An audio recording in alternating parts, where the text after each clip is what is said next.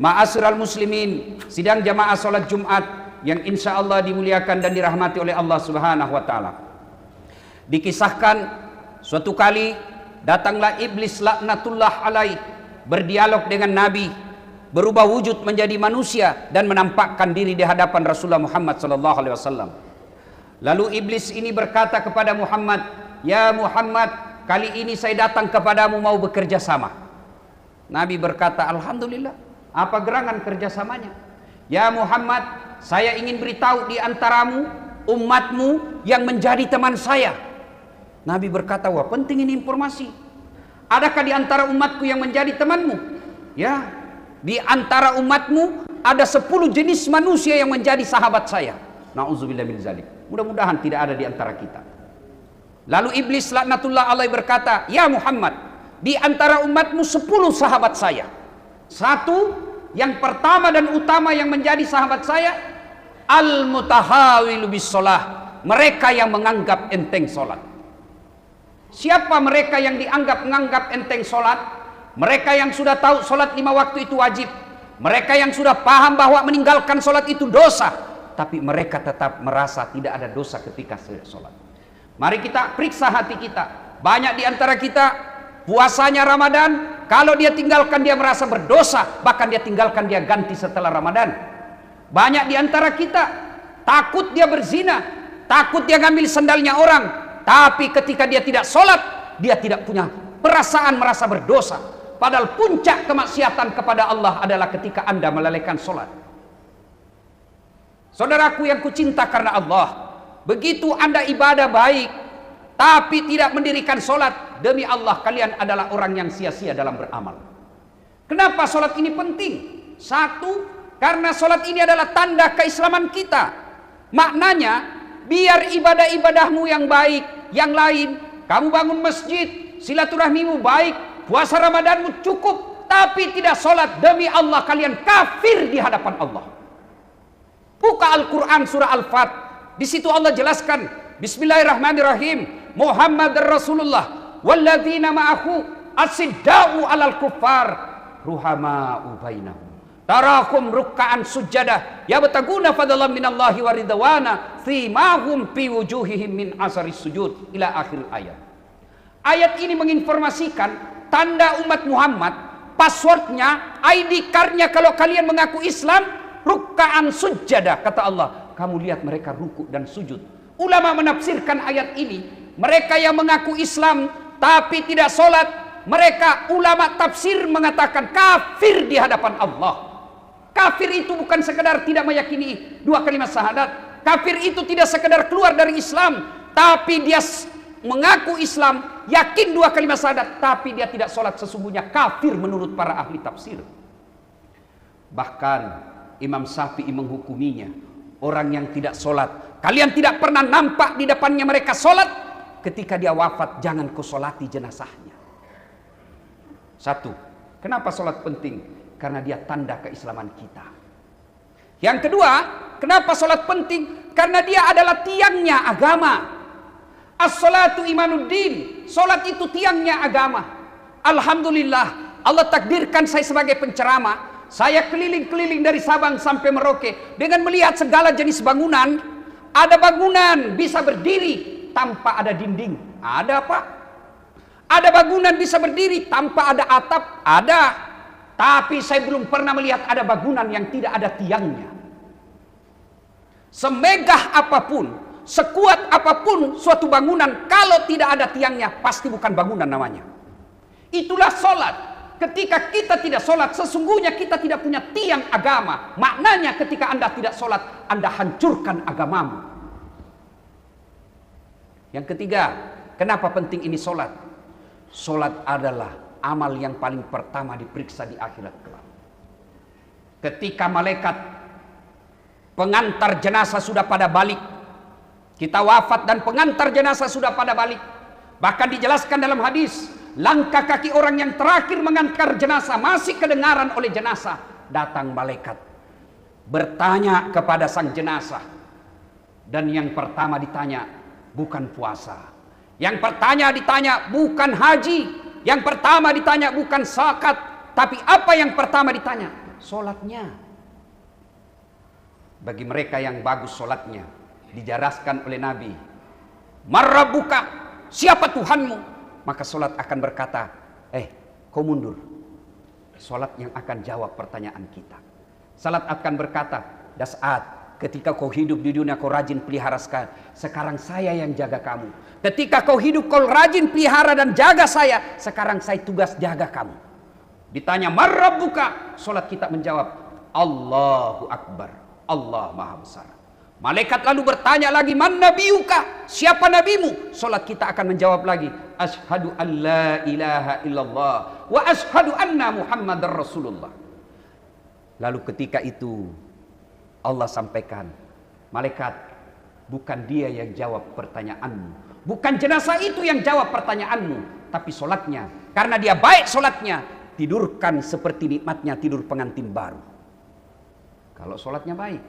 Kalau dia baik solatnya, puasanya diperiksa, hajinya diperiksa, zakatnya diperiksa, silaturahminya disedekah, semua diperiksa amalnya. Tapi kalau solatnya tidak beres, seluruh amalnya langsung Allah katakan hapus seluruh kebaikannya, tidak ada gunanya. Itulah makna daripada as-salatu miftahul khair, as-salatu miftahul jannah. Solat kuncinya kebaikan, solat kuncinya surga. Tidak ada solatmu, tidak ada kunci ibadahmu. Tidak ada solatmu, tidak ada kunci surgamu.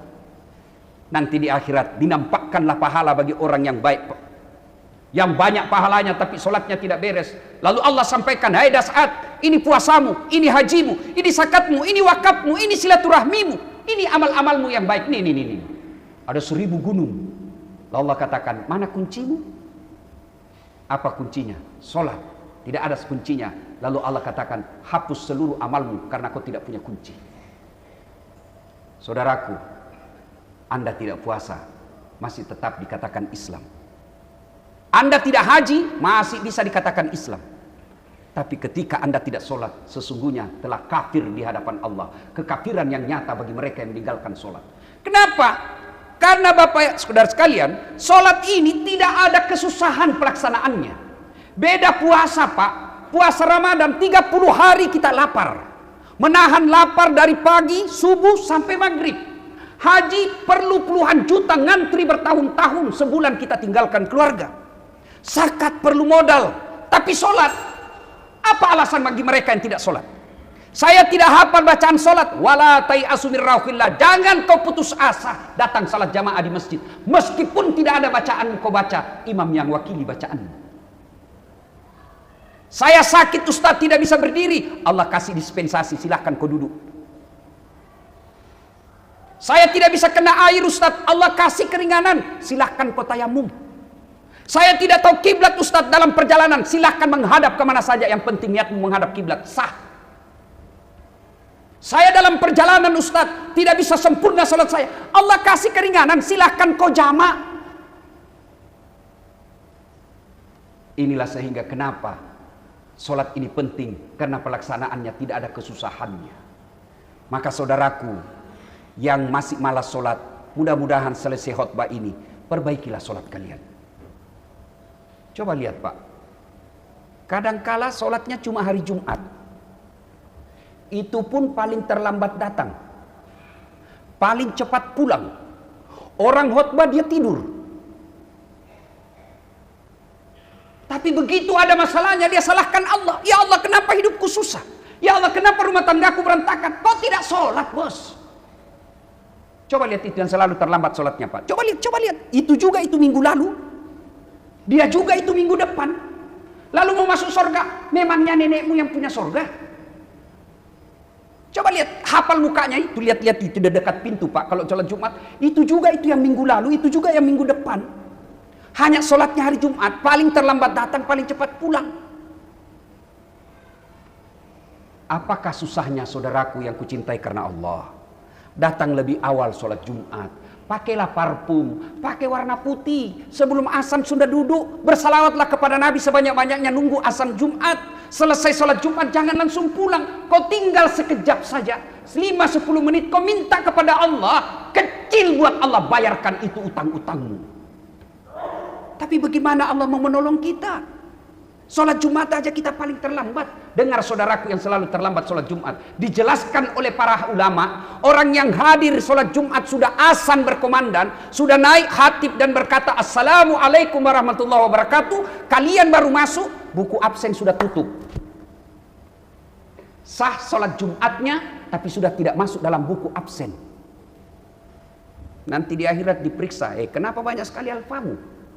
Saya hadir, ya kau hadir tapi terlambat.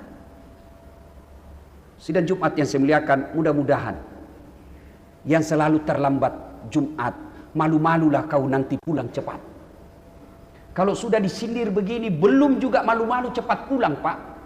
Itu Bapak sudah kena penyakit hati, kaswatul qalbi. Orang Bugis bilang maket doati, kak doro, apa itu? Keras hati, tidak mempan nasihat. Ini yang Allah katakan, mereka lebih hina dari binatang. Kambing nakal Pak, potong dagingnya bagi-bagi. Kambing nakal jual di pasar, laku. Tapi kalau manusia selalu terlambat sholat, tukang tipu, pengangguran, ganggu orang, diapain Pak? Mau dijual siapa yang beli? Mau dipotong siapa yang mau makan dagingnya? Inilah yang Allah sindir dalam Al-Quran, kalian lebih hina dari binatang. Auzubillah min dzalik. Pertama, yang menjadi temannya setan, al-mutakhawil bis sholat, yang menganggap enteng sholat. Ada lagi tuh paham menyesatkan. Oh, ngapain kau sholat kau masih judi? Ngapain kau sholat masih suka film porno? Ngapain kau sholat masih suka pembohong? Kalau Bapak sudah pembohong, suka judi, tidak sholat lagi, 2-0 namanya itu Pak, menang berdiri dosamu. Tapi kalau sholat, dia judi, minimal 1 sama.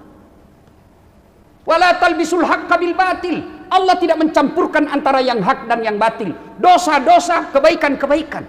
Ada lagi yang berkata, sudahlah, yang paling penting itu hatimu baik. Biar kau tidak sholat, hatimu baik. Siapa yang ngajar Bapak bilang hatimu baik biar tidak sholat?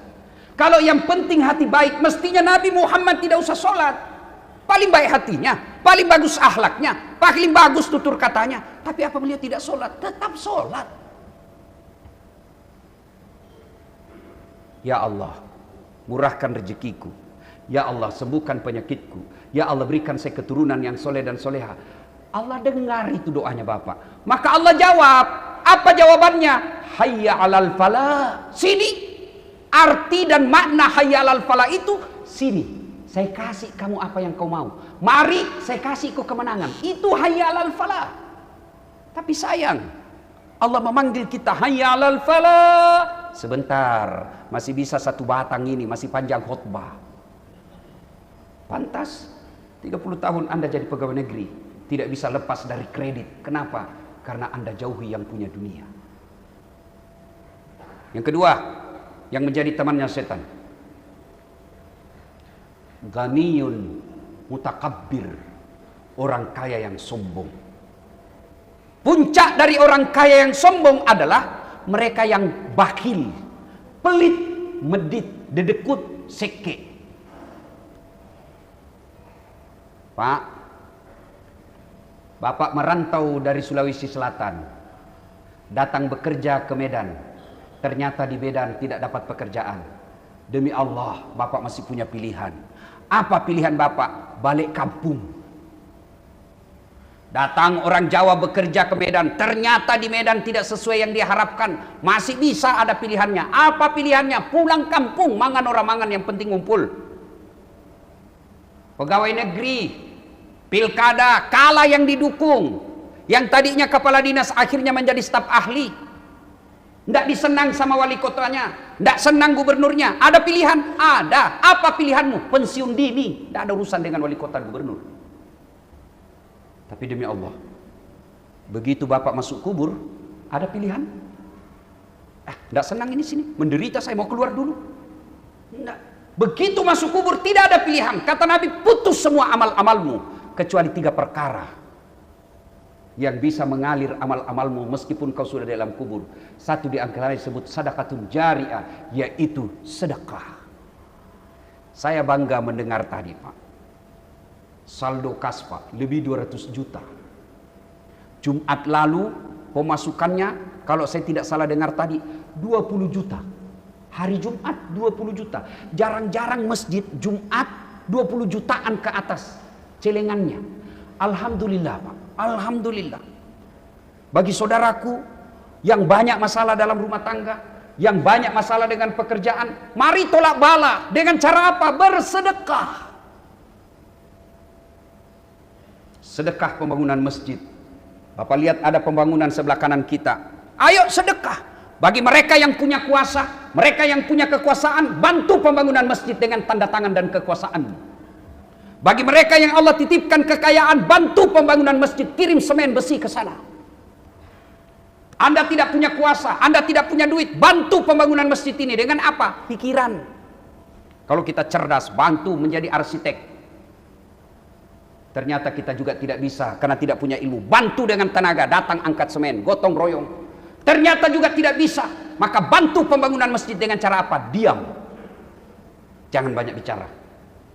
Ada juga tuh Pak, tidak pernah datang masjid, tidak pernah datang rapat, tidak pernah berjamaah, cerewetnya minta ampun, kau diam aja deh. Sidang Jumat yang saya muliakan, mereka yang bakil, orang kaya yang sombong, dan wujud konkretnya adalah pelit, itulah temannya setan.